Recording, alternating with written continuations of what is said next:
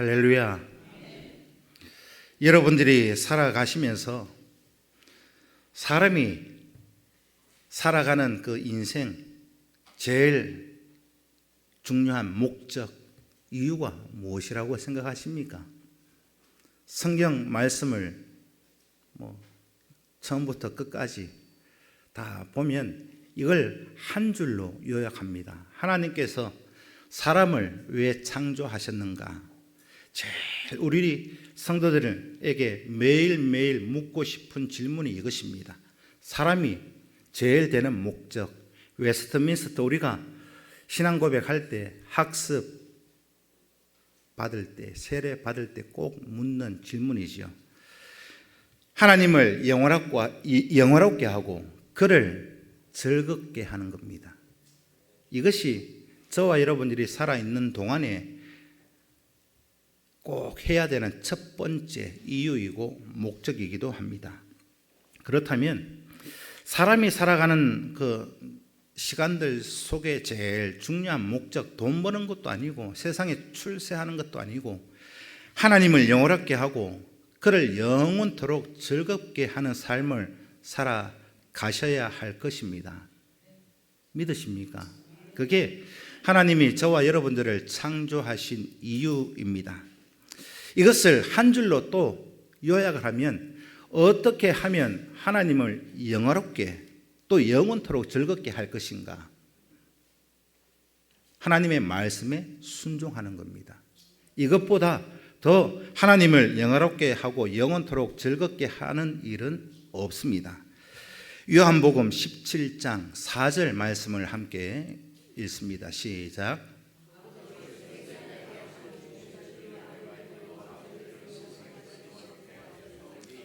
이거 예수님께서 하신 말씀입니다. 예수님께서 뭐라고 하셨는가? 아버지께서 내게 하라고 하신 그 모든 일을 이루어서 아버지를 이 세상에서 영화롭게 했다.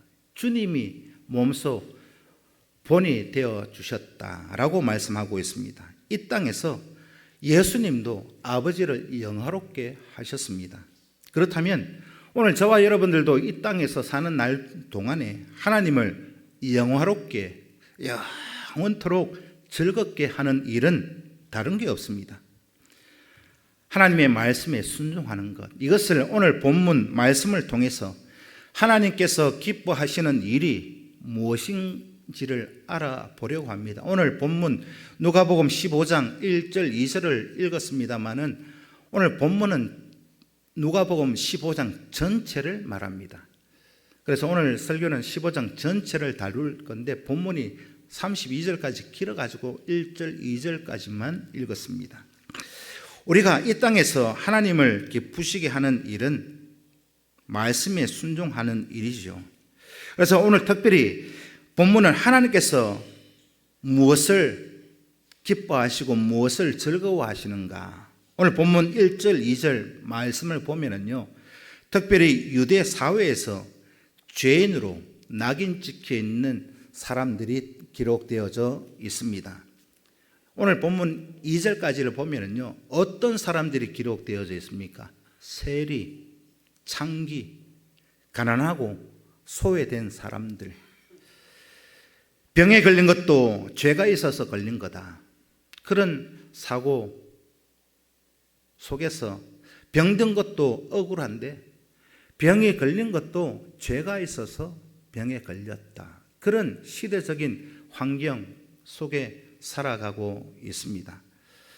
또 복음서를 보면은요, 태어날 때부터 소경으로 태어난 사람들이 있는데 그 소경이 이렇게 앞을 못 보고 태어나는 것 부모의 죄입니까? 아니면 태어난 그 소경의 죄입니까? 복음서에 보면 그렇게 묻습니다. 이렇게 질문하고 있는데 그 질문 속에 태어날 때 질병을 가지고 장애를 가지고 태어났거나 하는 것은요, 다 죄가 있어서 그렇다. 유대 사회는 그 당시에 생각 사고방식은 그랬다라고 하는 겁니다. 그 질문을 받은 예수님이 뭐라고 답을 하셨는가? 이 소경이 태어난 것, 부모의 죄입니까? 이 소경의 죄입니까? 묻는 이 질문에 예수님이 뭐라고 답을 하셨는가? 그거 죄가 아니다. 하나님의 영광을 위해서 그렇게 태어난 거다 라고 말씀하셨습니다. 하나님의 영광을 위해서 태어났다.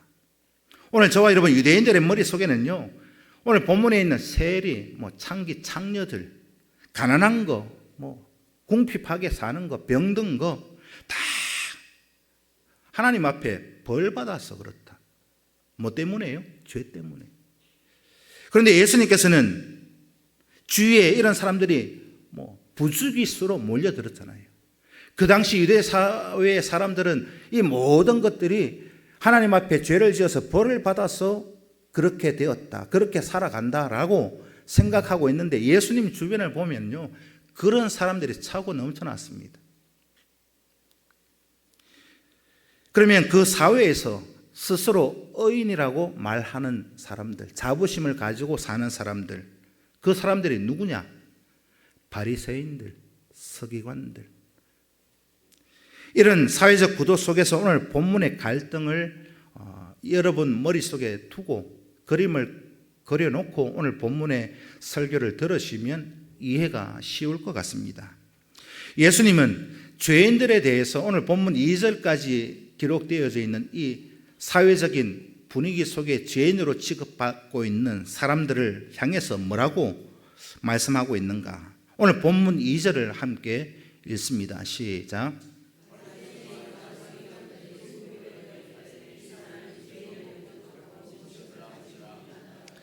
바리새인과 서기관들은요, 세리, 창기, 가난한 사람, 병든 사람을 멀리합니다. 죄인이라고 아예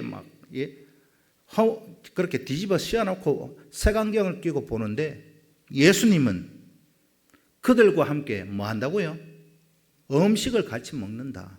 수근수근거립니다. 예수님은 이들을 환영하고 이들과 식사하시며 죄인들을 영접합니다.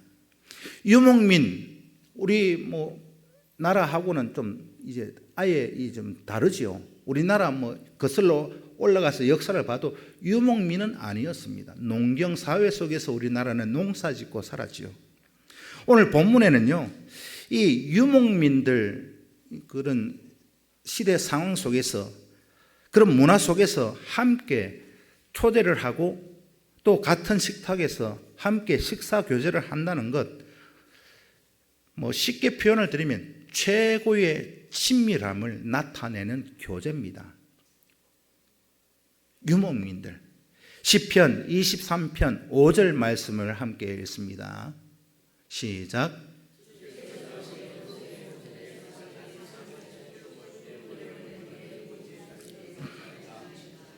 이런 유목민들의 시대 환경, 형편 속에서 다윗이 뭐라고 오늘 본문 시편 23편 5절에서 기록하고 있느냐? 다윗이 하나님께서 나를 이렇게 지켜주시고 보호하신다. 그 말을 이 시편 23편 5절에서 이렇게 고백하고 있는 겁니다. 뭐라고 표현합니까? 원수들이 보는 앞에서 밥상을 나에게 차려주셨다. 그 표현입니다. 하나님과 나는 한 식탁에서 함께 같은 시간에 밥을 먹고 있다. 이게 어떤 의미가 있을까요? 유목민들은요, 양떼를 몰고 다니면서 이곳저곳 한 군데 정착하고 사는 것이 아니라 이 목초지를 찾아서 여러 군데로 그냥 다닙니다.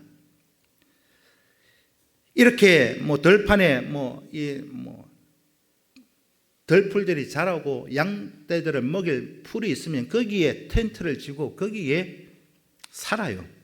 당분간 영원히 사는 것이 아니라. 그런데 거기에 만약에 여러분들 생각을 한번 해보십시오. 텐트를 치고 거기에서 들판에서 양을 먹이고 있는데 그 텐트에 손님이 왔어요. 손님이 왔는데 그 저녁에 함께 식사를 합니다. 그 텐트 안에서. 그리고 식사를 다 하고 나서 거기서 잠도 자요. 그러면 그 손님을 지켜줄 사람이 누굴까요? 손님이 왔어요. 손님이 왔는데 함께 저녁도 먹고 함께 잠을 잡니다. 그러면 그 손님을 지켜줄 사람이 누구예요? 그 텐트 주인. 거기는요, 동네도 없어요. 경찰도 없습니다. 그런데 그 손님, 만약에 우리 집에, 우리 텐트에 왔는데 그 사람이 죽었어요. 누구 도둑이 들거나 강도를 당해가지고 거기서 죽었다. 그럼 누구 책임일까요? 죽은 사람? 아니요. 그 텐트 주인이 책임을 져야 됩니다. 그날 함께 식사한 그 사람의 책임이지요. 함께 식사한 사람은요, 그 사람이 그 텐트 안에 자기 거주지 안에 머물러 있는 동안에 모든 안전을 누가 책임져 주어야 하는가? 주인이 지켜 주어야 합니다.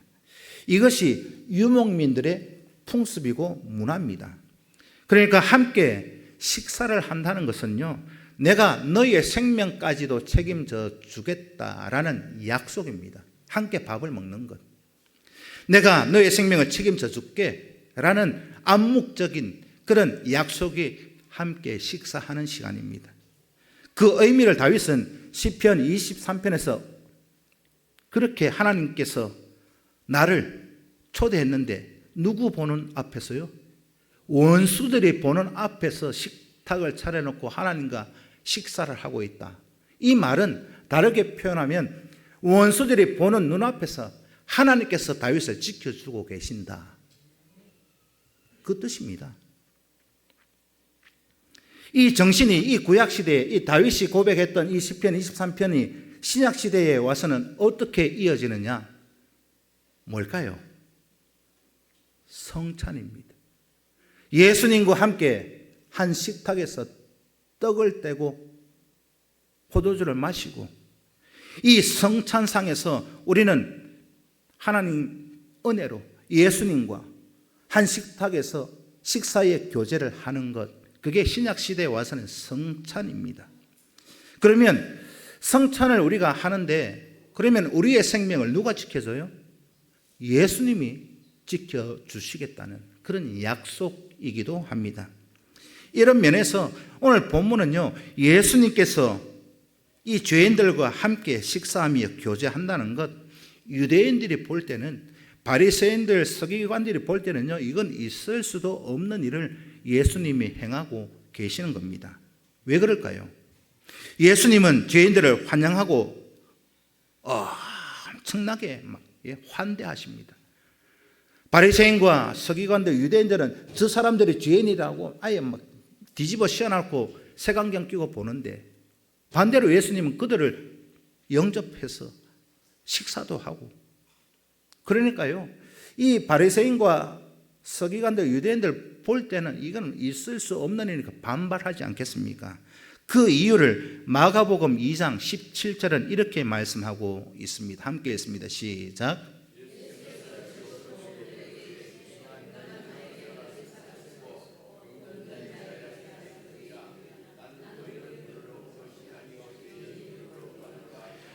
이 마가복음 2장 17절 이 말씀이 어떤 내용이냐? 바리새인들과 서기관들은 죄인이라고 치부하고 아예 그런 사람 상종도 하지 않는 사람을 예수님은 왜 영접해가지고 그들과 함께 식사하고 계시냐? 난리가 난 거예요.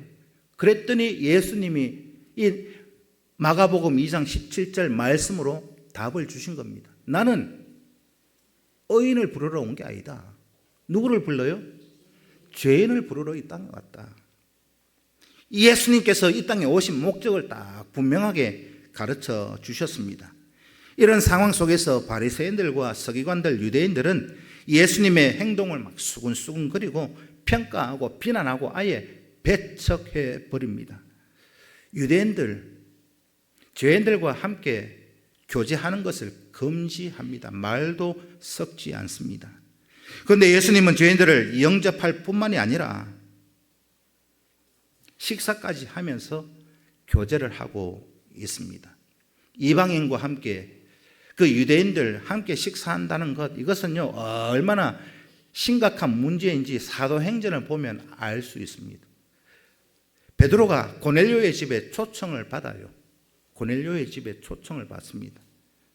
그 집에 가는 거요. 제가 몇 주 전에 말씀드렸죠. 설교할 때. 베드로가 멈칫합니다. 가기를 꺼려합니다. 왜? 이방인이니까. 나중에 성령이 가라고 시키시니까 가긴 가는데 혼자 가는 게 아니고 여러 사람을 데리고 갔습니다. 고넬료의 집에.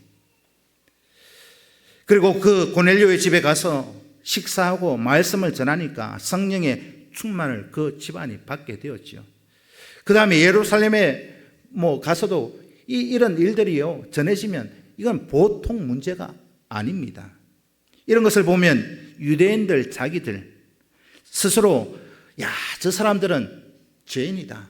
하나님 앞에 죄를 지어서 벌 받아서 저렇게 산다 라고 생각하고 있는 그 사람들, 세리, 창기, 가난한 사람, 병자, 소외된 사람들, 그들과 식사하는 것은 엄격하게 금지되어 있는데, 그럼 여기에서 초점은요, 죄인에 대한 기준이 뭐냐 하는 겁니다. 죄인. 여러분들이 생각하는 죄인은 어떤 이가 죄인이라고 생각하십니까? 이 유대인들, 그들은요, 자기들 기준으로 죄인이다. 아예 못을 박아놔 놓고 아예 그들도 보지도 않습니다. 그런데 예수님은 사회 통념적 죄가 아니라 하나님의 기준으로 판단한다 라고 가르쳐 주십니다. 이런 하나님의 관점에서 보면은요, 바리새인들, 서기관들, 유대인들도 다 죄인입니다. 그렇지 않을까요? 오늘 여기에 있는 모든 사람은요, 하나님 앞에서 다 죄인입니다. 의인은 단 한 사람도 없어요. 그들이 볼 때는 자기들만 빼고 다 죄인입니다. 내만 빼고 다 죄인이에요. 바리새인들이 그랬었고, 바리새인들뿐만이 아니라 그 모든 그 당시의 유대 문화 속에 사는 유대인들이 다 그랬다니까요. 예수님이 보기에는요, 세리, 창기뿐만이 아니고 모두가 다 죄인이잖아요. 하나님은 자신의 죄를 깨닫고 돌아오는 죄인을 기뻐하시는 분이십니다. 돌아오라고 예수님을 이 땅에 보내주셨지 않습니까? 다 죄인인데 그 중에서 그냥 그대로 머물러 있는 사람은 하나님이 기뻐하지 않고 회개하고 돌이키고 돌아서서 하나님께로 오는 그 사람을 하나님은 기뻐하시고 좋아하시고 사랑까지 하시겠답니다. 이런 하나님을 오늘 누가복음 15장은 세 개의 비유를 통해서 하나님의 마음이 어떠한가를 우리에게 가르쳐주고 계십니다. 비유를 들어서 강조하며 우리에게 말씀하고 있습니다.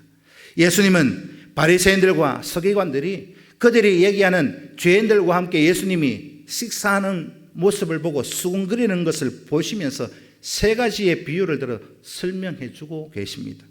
하나님의 마음이 어떤지 그 비유 속에, 이 세 가지 비유 속에 다 하나님의 마음과 뜻을 알 수 있습니다.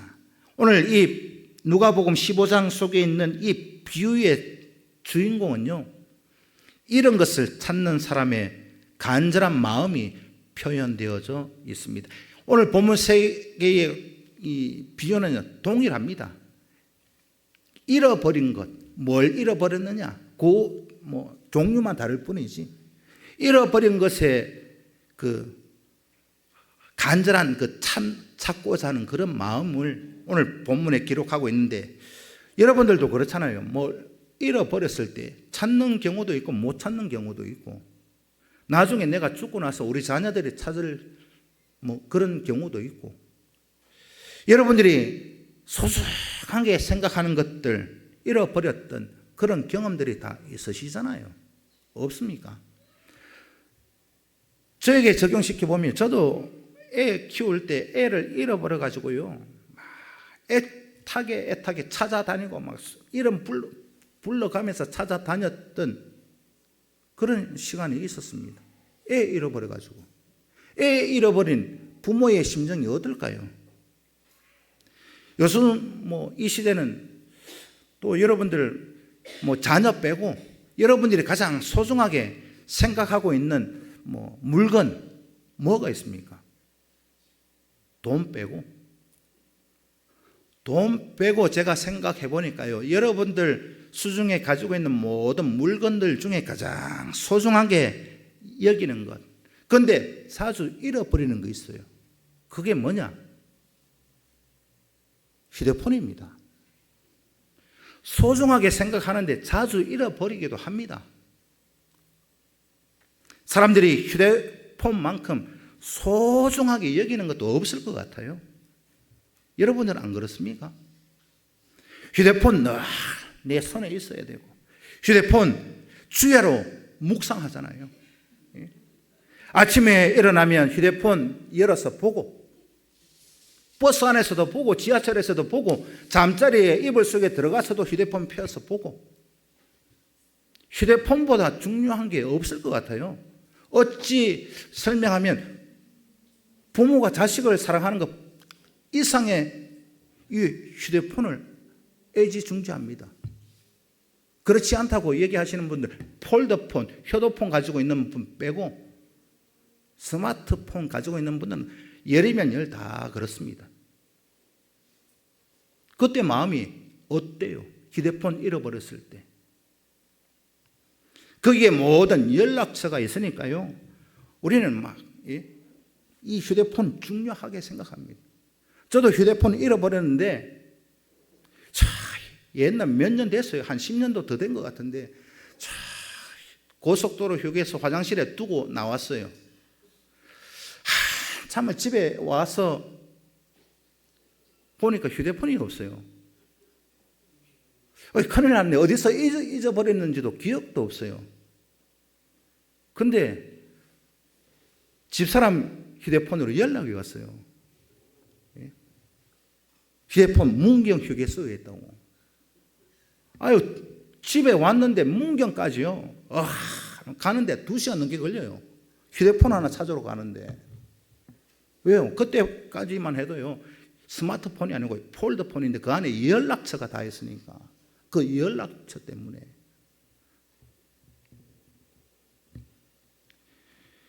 요즘은요, 저도 이게 사실은 부끄러운 얘기지만, 우리 애들 전화번호도 몰라요.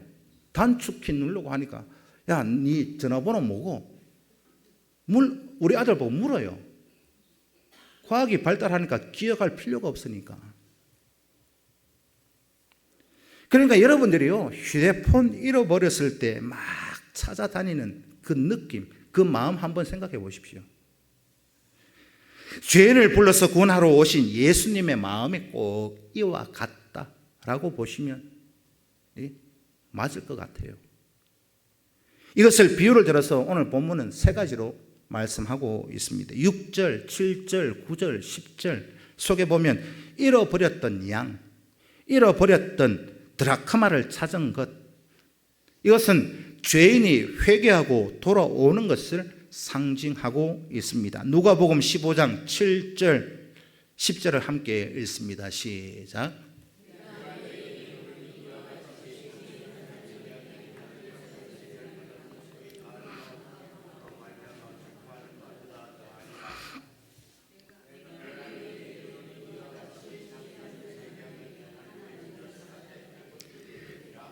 죄인이 돌아온다는 거, 회개하고 돌아온다는 거, 하나님 입장에서는요, 잃어버렸던 것을 되찾은 겁니다.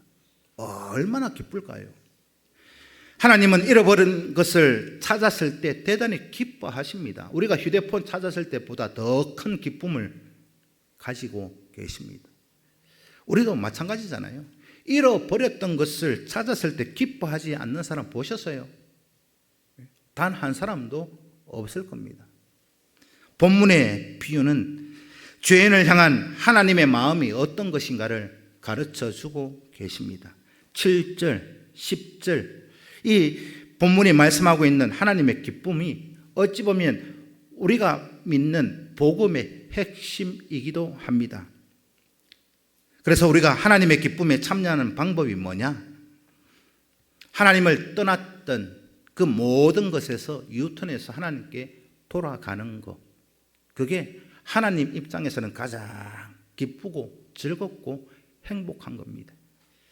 잃어버린 죄인을 찾아서 회복시키는 것, 이것보다 하나님을 기쁘게 만드는 일은 없습니다.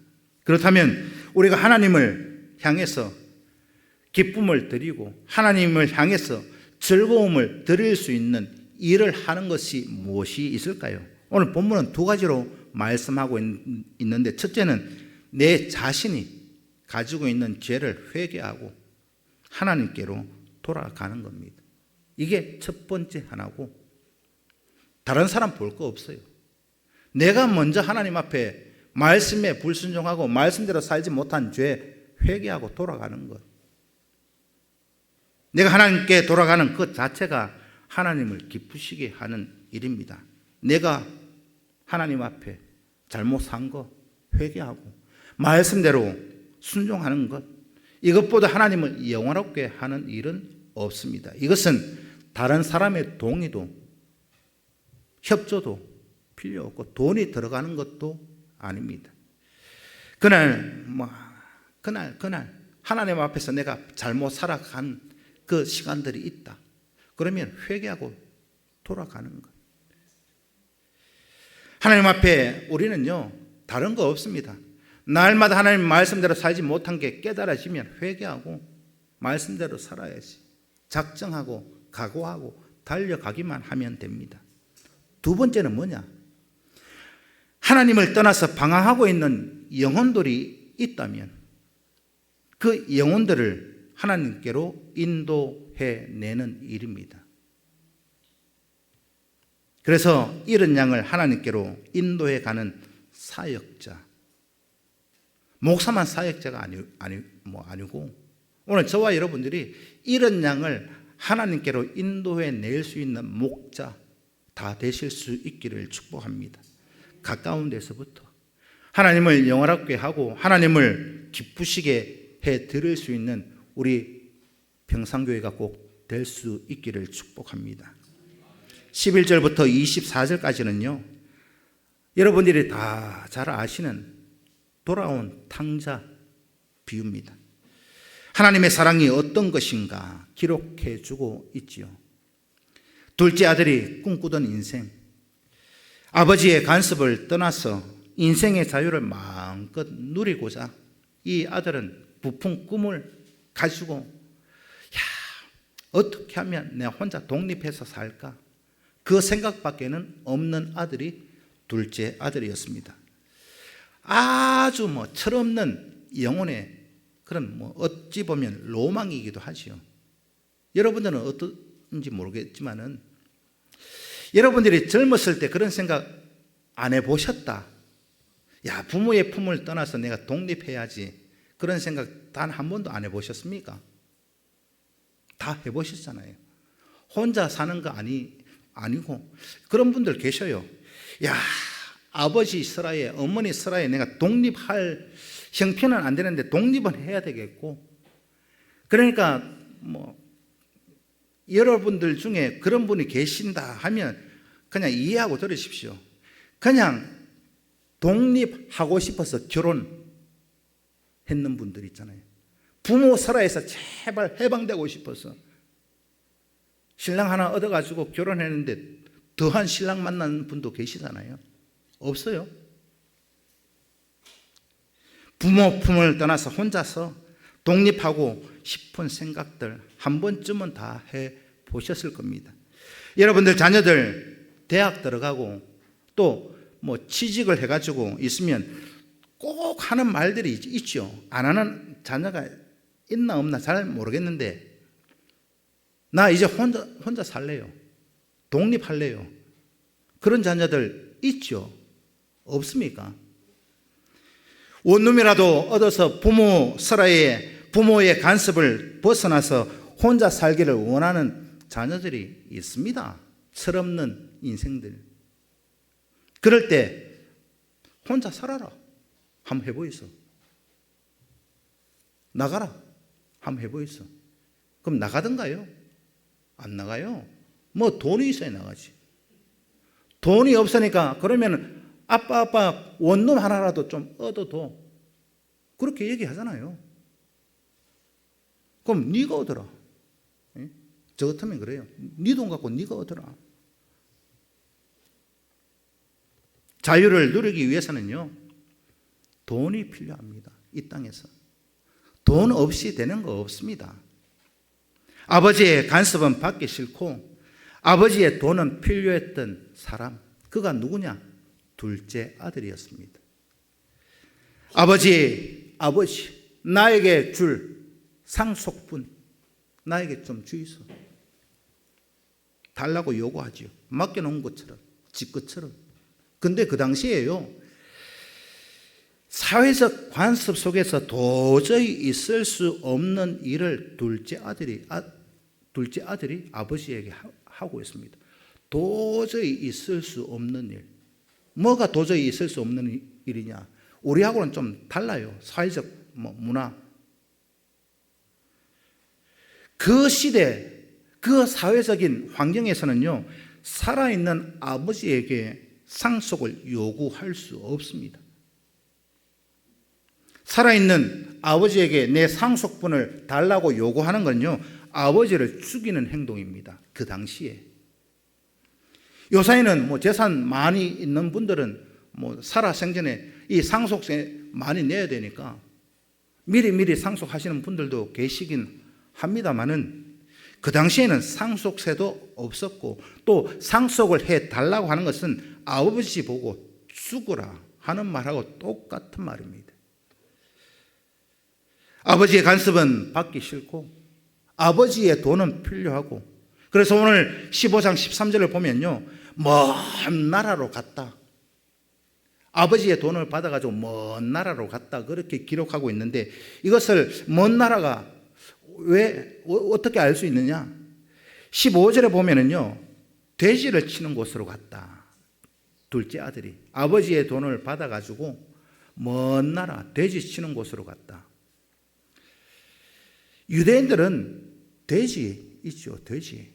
저도 돼지고기 삼겹살 좋아하는데, 이들은요, 돼지를요, 예? 좋아할까요, 싫어할까요?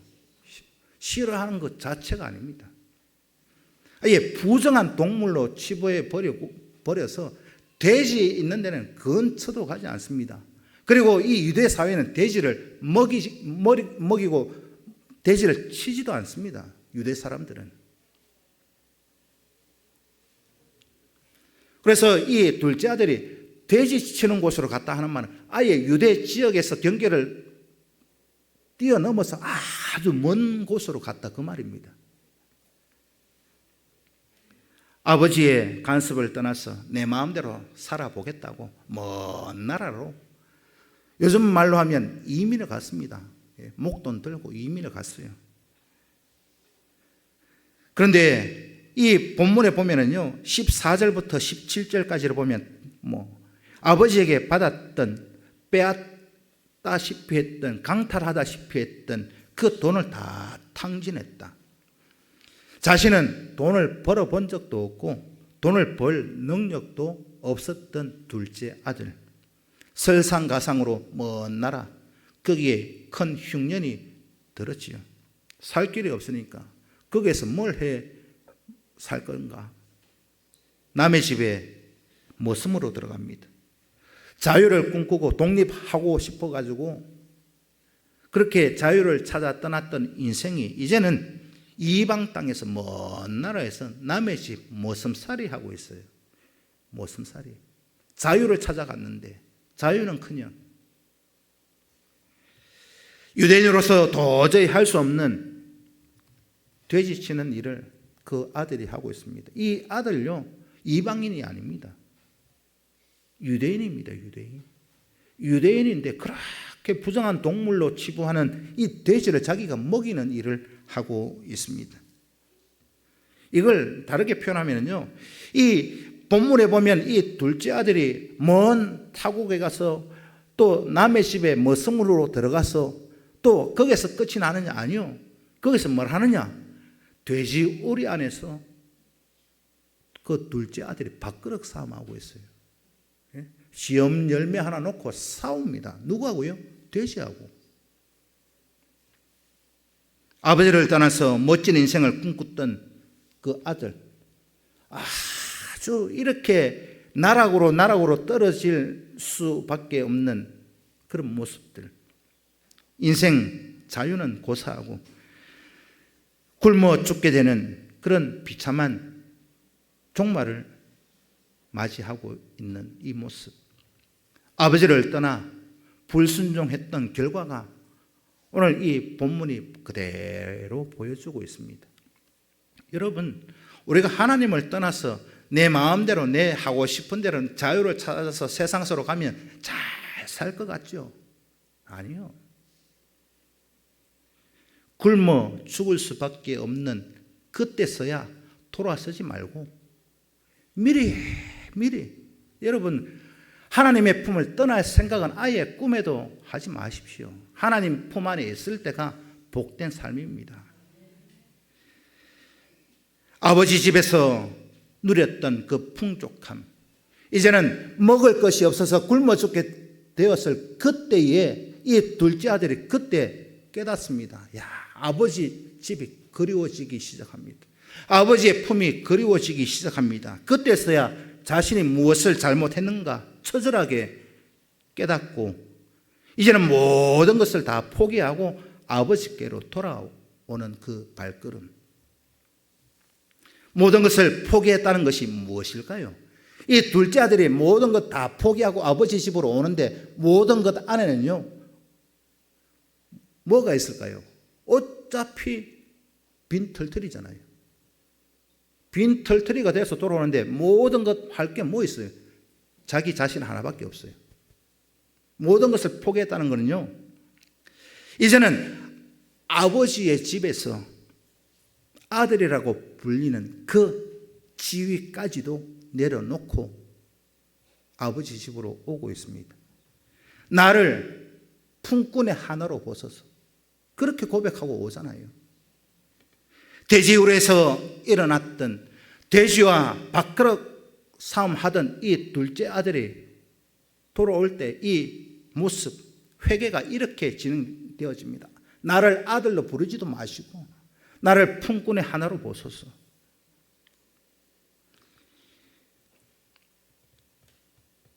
자신이 굶어 죽을 형편에 놓여 있는 원인을 그때서야 발견했습니다.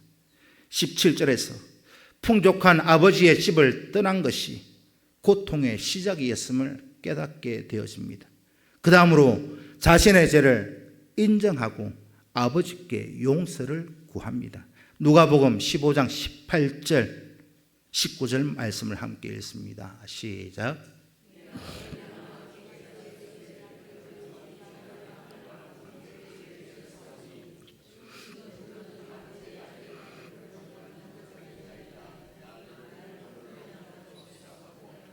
떠날 때에 아버지에게 큰 소리치고 당당했던 그 모습 온데간데 없고 이제는 그 다 사라지고 아들이라는 그 이름조차 자기는 감당하지 못하겠다.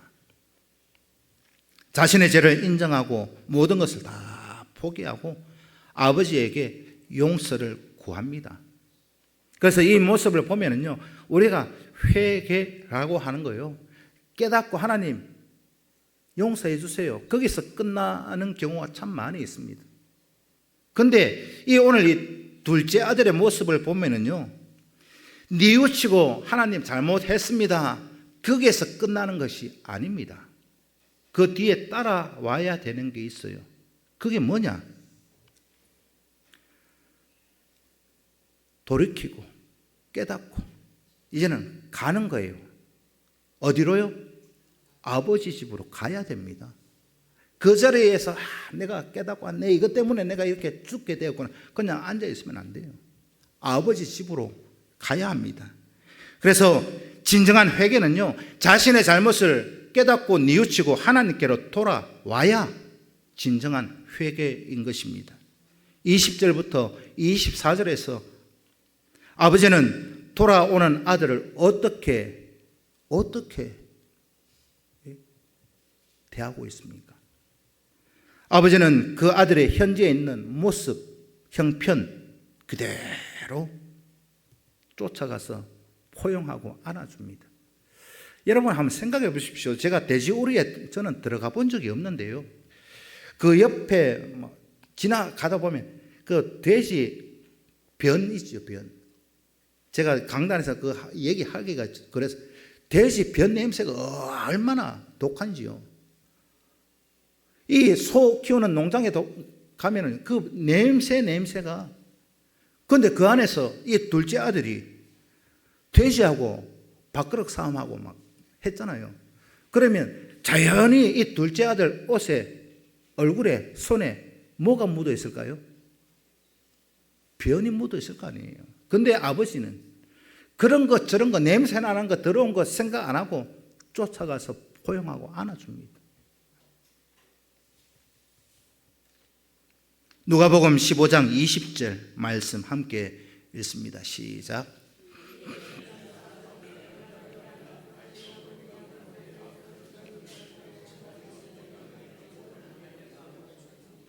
이렇게 할 수 있을 것 같아요? 우리 같으면 어때요? 애들 동네에 놀이터 가서 놀다가 먼지 뒤집어 쓰고 오면은요, 요즘 엄마들 뭐라 합니까? 야야야, 그대로 집에 들어오면 안 돼. 그렇게 하잖아요. 야야야, 먼지 구덩인데 안방에 들이는 부모 있어요? 없잖아요. 야, 화장실 가서 빨리 손 씻고 발 씻고 옷 갈아입고 씻고 나와. 그게 보통 엄마들의 말이잖아요. 아닙니까? 먼지 뒤집어 쓰고 오는데 그 시내 뛰놀도록 내비둡니까? 아니잖아요. 근데 이 아버지는 한번 생각해 보십시오. 돼지 변 냄새 막 뒤집어 쓰고 있는데 거기 가서 목을 안고 입까지 맞춥니다. 그렇게 할 수 있는 부모 잘 있을까? 근데 하나님은 그렇다라는 겁니다. 사랑은 현재 모습 그대로 받아주는 게 사랑입니다. 아멘 좀 해보세요. 예? 뭐가 있는 그대로, 있는 그대로. 더럽든지 깨끗하든지 성공했든지 실패했든지 있는 그대로 받아주는 부모가 진정한 부모 아니겠습니까? 아버지는 잃었던 아들을, 그 둘째 아들 모든 것을 회복시켜 줍니다. 쫓아가서 목을 안고 뽀뽀해 주고, 그걸로 끝이 난 것이 아니라 오늘 15장 22절은 이렇게 말씀하고 있습니다. 시작.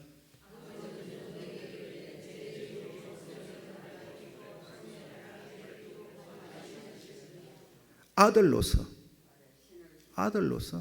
모든 지위를 회복시켜 주었습니다.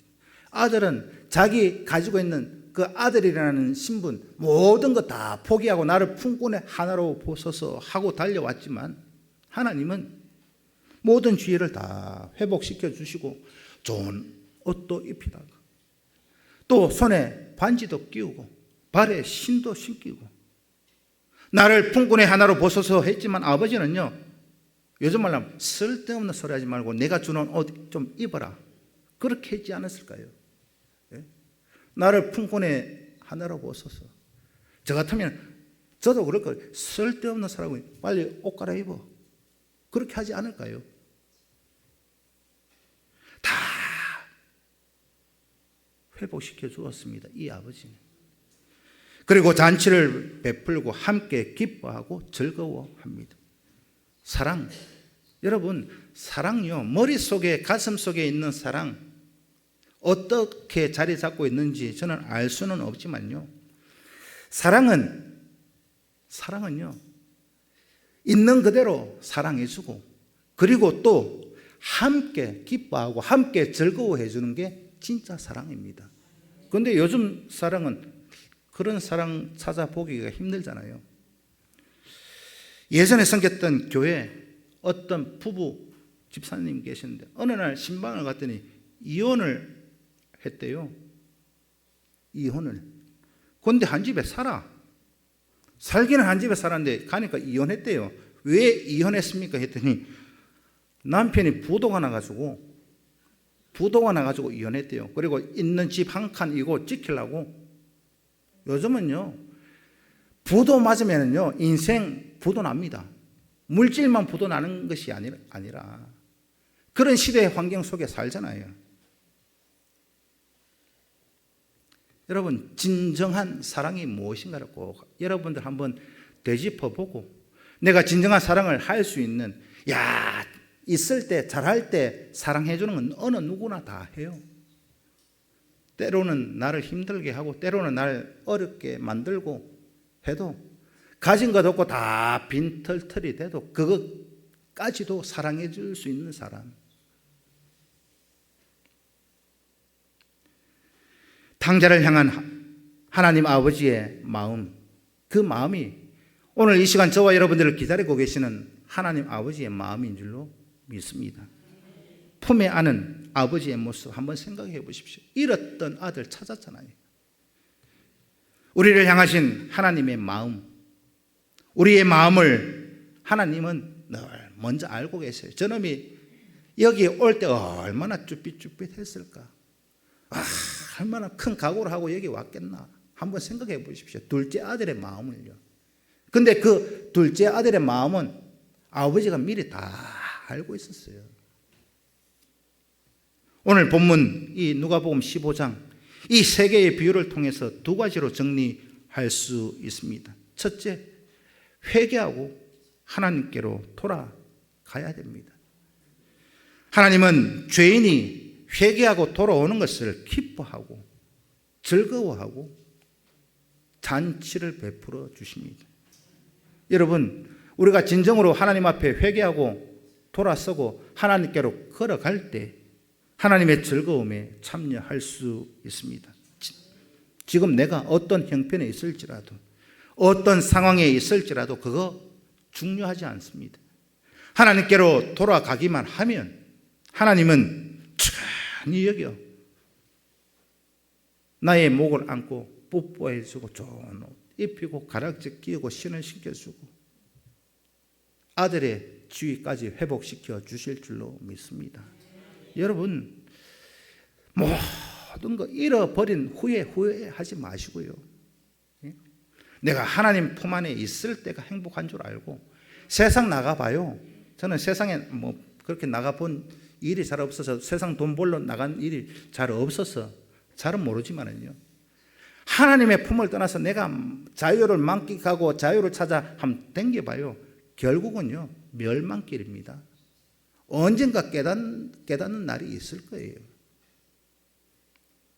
이제 하나님이 기뻐하시는 일을 찾아서 깨닫고 그 하나님 앞에 순종하는 삶을 살아내실 수 있기를 축복합니다. 내가 회개하고, 두 번째, 잃어버렸던 양을 하나님께로 인도해 내실 수 있기를 축복합니다. 집집마다 다 있잖아요, 이런 양들. 아유, 나는 이런 양 없어요. 큰 소리 치지 마십시오. 이런 양 찾아서 하나님께로, 오후 예배 하나님 기다리고 계십니다. 다음 주 오후 예배 하나님 기다리고 계신다니까요. 돌아온 탕자, 돌아올 탕자를 기다리고 계십니다. 지금 방학 중에 있는 분들, 이 둘째 아들 한번 생각해 보십시오. 원래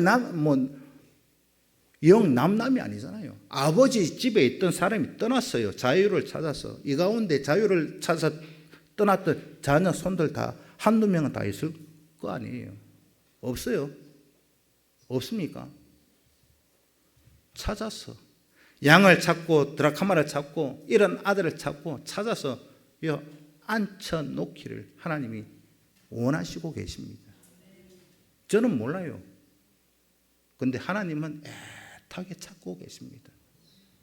오늘 저와 여러분, 오늘 본문의 말씀 통해서 정말로 내가 하나님 앞에 성도로 부름을 받고 하나님의 자녀로 부름을 받고 사람이 되어서 참 하나님 앞에 철든 신앙의 모습을 가지고 하나님을 기쁘시게 하고 영원히 영어롭게 해드릴 수 있는 게 뭐냐?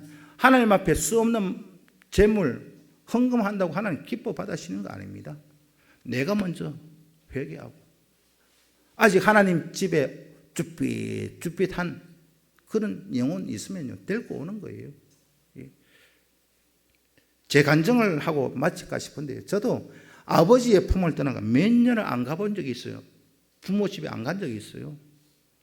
근데 가고 싶은 마음은 있는데 누구 하나 손 내밀어주면 쉽게 딸리 가기,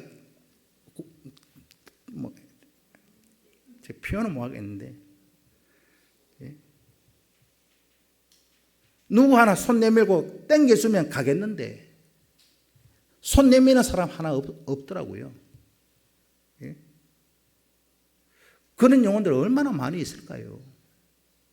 교회 예배당 가고는 싶은데 누구 하나 딱 땡겨서만 쉽게 짝꿍해가지고 가고 싶은데 그거 손 내미는 거 하나 없어가지고 못 오는 영혼이 있다면 여러분들 그 책임을 하나님 앞에 어떻게 지실랍니까? 저는 몰라요. 여러분들 어떤 형편이 있는지. 손 좀 내밀어 주십시오. 이런 양들, 이런 영혼들에게 하나님 집 안에 있을 때 행복하다, 교회 마당에 들었을 때 행복하다, 그걸 꼭 알려주고 하나님 앞에 기쁨이 되어지고 영원토록 영화롭게 하나님을 받드는 저와 여러분 꼭 되시기를 주님의 이름으로 부탁을 드립니다. 기도드리겠습니다. 살아계신 아버지 하나님, 감사합니다. 진정 사람의 제일 되는 목적이 무엇인가를 깨닫고 진정 하나님 앞에 기쁨이 될 수 있는 우리 교회가 되어지기를 원합니다. 하나님이 기뻐하시는 일에 최선을 다하고 몸과 마음을 들여 헌신해낼 수 있는 우리 교회 될 수 있도록 허락하옵소서. 예수 그리스도의 이름으로 기도하옵나이다. 아멘. 다 함께 기립하시겠습니다.